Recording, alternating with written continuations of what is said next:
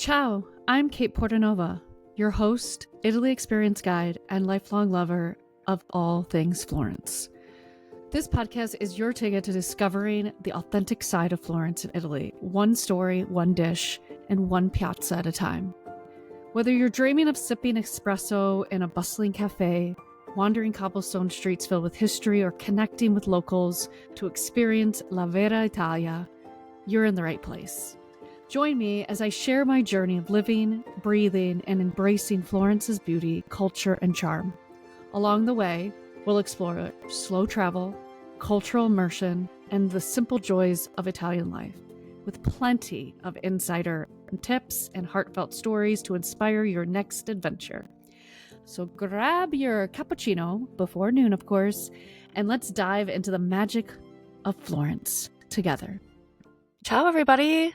It's Katie from Truly Italy and Florence and me sometimes. I have fallen off again to doing them some episodes, so I thought I'd pop in and kind of give you a rundown of what's happening with Truly Italy and this podcast. The title of this podcast is why I paused all my trips the last couple of years, and now I'm wanting to create this amazing one-week village visit, being amongst locals and everything. I'm going to get into it. So the problem that I've found when I've talked to either clients or people that have traveled with me, usually it's because they're cramming a lot in to a limited amount of time. So majority of the clients that I have, they are booking a trip for 10 days. So they want to go to Venice, to Florence, to Rome, maybe to Amalfi. And that is a lot to do in just 10 even 12 days. The burdens that come with that is the constant unpacking and packing, trying to get to the train on time if you're not driving, waking up really early to go on a tour that starts at 6 a.m. and you don't get home until 7 p.m. And all the waiting in line for either if it's a tour or if it's a museum. There's just so many things that people don't think about when they're planning their once-in-a-lifetime trip to Tuscany, to Italy. Another thing that people have said to me, and that I've even have felt myself, is they're coming home exhausted. So their trip is kind of canceled out because they're coming home from a vacation and now they need another vacation. They're not remembering why they took a picture of something. They look back at their pictures in their phone or in their camera and be like, what is this? What is this statue of? It's because you did a lot of things all at once and your body and your mind and your nervous system is not able to catch up with what you're trying to see and experience and enjoy. So the problem isn't the way trips are planned. The problem is the way trips are planned. It's not the way Italy is and its siestas and its random train strikes or airport strikes. It's just the way you're planning it. So let's dive in and let's figure out why it's more important to focus on those moments that matter and that you're going to take with you as you move on with your life. Even if it was their first time in Italy, a lot of people, actually on my trips, aren't remembering a monument or a museum, unless it's something that they really enjoy. What people bring up to me all the time is that time we cooked with Gianluca in his home from scratch. And we were there for 4 hours and it was a beautiful time. And I make that pasta with my grandkids and I enjoy it so much. And I've tweaked his recipe. There's all these stories and they remember how they felt. And they remember us talking at the table. They remember us enjoying the meal with him and just having this really amazing, even if Gianluca was still he speaks a little bit of English, but it was still hard for him to understand everything. But I was so amazed, how much we were able to communicate. So other types of examples that at least I feel are very important is when you are in one place and you're walking down the same street every morning and you say hi to the little old nonna that's sitting on the bench. Buongiorno, nonna. You don't say nonna, but there's a rhythm that you get comfortable with. And then you're I'm relaxed all of a sudden. You go to the same cafe and order your cappuccino or your espresso or your cafe macchiato or cafe latte. And the barista's gotcha. I felt like that our last trip. Julia, Francesco, all the people in the cafe, they're gotcha. Glass of wine? Gotcha. So it's that feeling of belonging.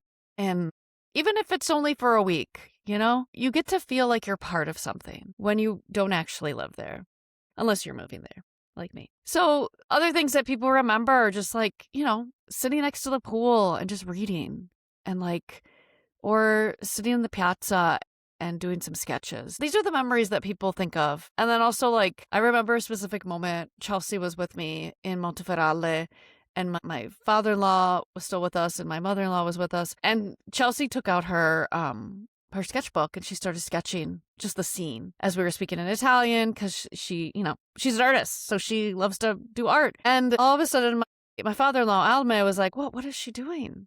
I'm like, oh, she's drawing. Like, she's an artist. And he's like, oh my God. Like, he's like, can I see it? And so she showed him and he's like, amazing. Like, you know, it's like those moments that hold dear, they can hold dear. And you remember the feeling you had. I remember that feeling so much because that was like the last time I saw my father-in-law. Stefano wasn't with me on that trip.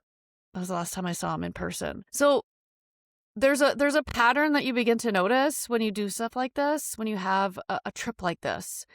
You find this depth of knowledge and of connection in one place is greater than speeding through all these different sites, all these different cities, all these different experiences, and not getting the same in return. Because one, you're exhausted if you're speeding. You're tired. Your nervous system is out of whack because you're getting up so early. You're not getting enough rest. Like, there's a whole thing. Maybe you're not even eating enough because you don't have time.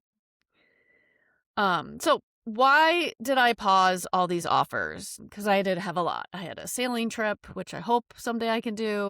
I had a lot of other trips, a Florence trip, you know. I started feeling like I'm selling trips that still include too many things. And too many people would ask me, oh, I want to go to this place. Oh, can you put it into the thing? Okay. And I was kind of trying to do a little people pleasing to some people.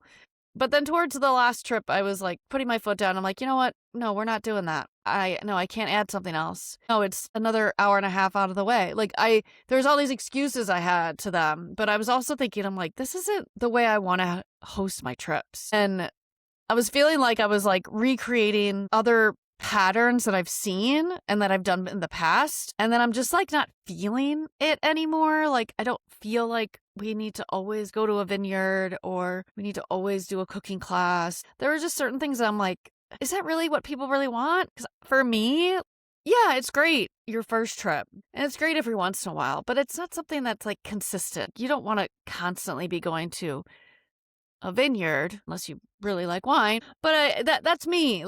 That's my idea of why I've changed the plan. And I was trying to like not think of it as like, I need to do this because I want to continue this business and I want to continue to draw people in and meet new people and find new ways to, you know, recruit new travelers and stuff. I was feeling really forced, and that's why it was really hard for me to stop doing them or stop actively marketing them, because as you guys know, it's just me marketing them. And it's really kind of word of mouth, who I'm talking to and who wants to join. The emotional part of it was hard because I got really emotional talking to Stefano about it because I thought I was going to lose momentum and I was going to lose like people. And I did lose a lot of people on my email list when I stopped, which I'm fine with now. But at the beginning, I was like, crap, I'm like, oh, those could be people that wanted what I was doing and now I'm not doing it. But I want to listen to me and I want to listen to what feels good to me and be in integrity with myself, with what feels right and what feels like it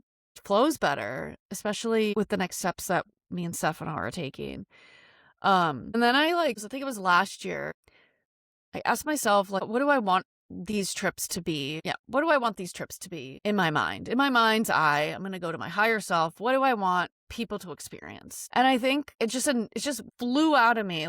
It just flowed out of me. And basically said, you need people to feel like they belong because that's what you want to feel. That's what I got. Like, would you want to belong? You want people to get to know the locals, which on my other trips we could to a point, because with Gianluca, we were with him for like 3.5, 4 hours. With Lorenzo at Casaluci, we were there for 4 hours, but you had 4 hours. I mean, it's not a daily thing, but it would have been nice. We could go daily to Casaluci or walk past Gianluca's house and have a little chat. But that wasn't it, So that's what I was feeling. I'm like, I want to create something that I want people to feel like they belong and feel like that they can walk down the street, order their coffee, learn a bit of Italian, because I'm not always going to be with you on these trips. Like, you are going to be able to wander this town because it's very small, can't get lost, and you get to know people, which is great. So what's this week about? And when does it start? When is it? Okay, so I have tentative dates for June 19th to the 26th, 2027. And I say tentative because I haven't planned it all yet, because I'm still trying to get interest, if there's people interested and stuff. So it is going to be in one village, Braticondoli, where me and Stefano are moving, and 8 people. 8 travelers, 8 guests. And we'll be staying in apartments in the town, not a villa, no pool. So if that's for you, sorry, not now. I'm not doing that anymore. We're going to really experience the city and experience the area. The rhythm of the week will be slow mornings, coffee in the morning, walks. We're not going to be rushing at all. We're going to do one shared experience a day. Let it be going to the market, the mercato, in the town below, a winery. See, I have to get wine in there. Visiting a nearby town, which there are plenty, and they're adorable. Stefano and I fell in love with all of them. Or there's, we might even do a cooking class, but I'm not sure. Again, like, this is all working in progress, people. There will be built-in rest time. So in the afternoon, you go back to your apartment, rest. I haven't decided about lunch yet, but we will either be eating somewhere together, or maybe you eat at your house.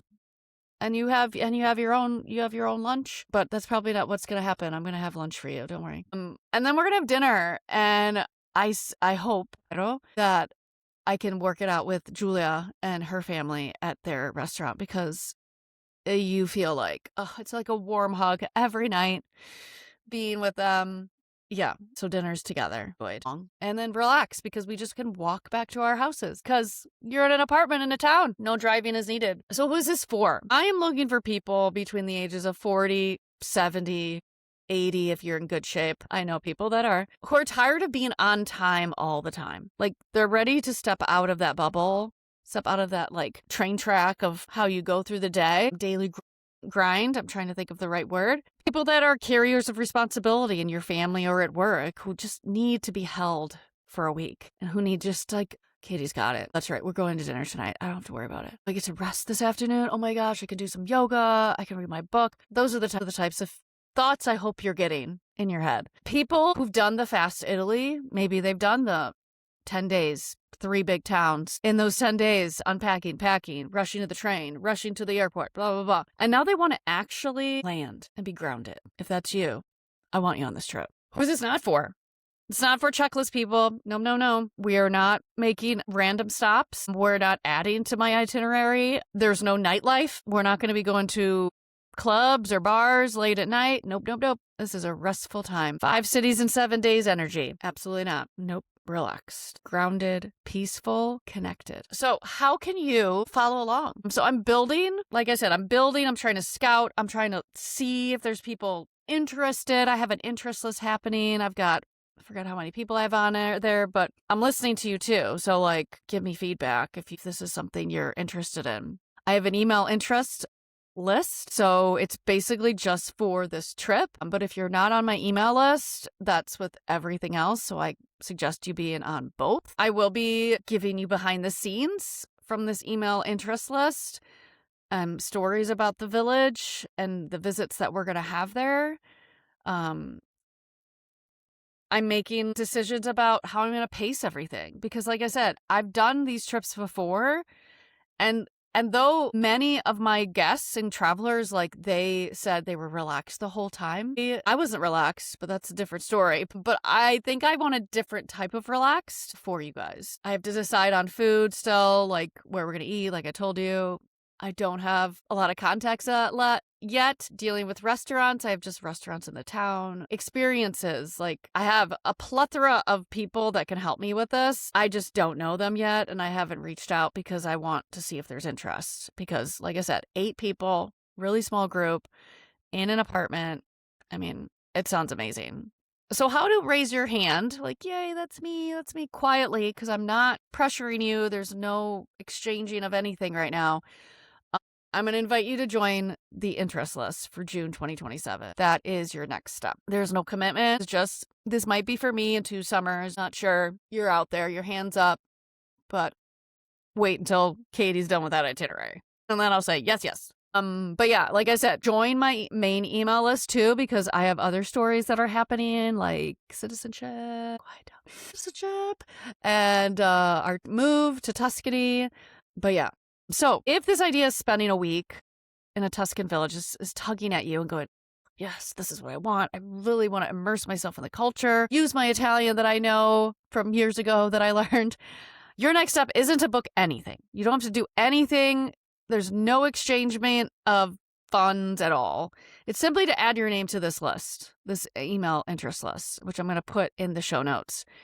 So you don't lose this opportunity. You don't miss this opportunity. Okay. I'm going to put the link in the show notes, like I said, and also the main email list link for you to sign up. And I'll be sharing all the details and give you the first access to those 8 spots when you're on that email interest list. Okay. And that's it, guys. I mean, I have another episode in the works. I'm not lying. I do. And it's going to be short because I love these short ones. So yeah. Allora, buongiorno, buonasera, buonanotte, wherever you are. And I'll see you on the next podcast. A presto. Ciao, ciao, ciao. Thank you for joining me on this journey through the heart of Florence and beyond. I hope today's episode has inspired you to slow down, embrace authentic travel, and connect with the beauty of Italian culture. If you loved what you heard, don't forget to subscribe, leave a review, and share the magic of Florence and me with your fellow travelers. Until next time, remember, the best way to travel is slowly. Ciao for now. See you in the next episode.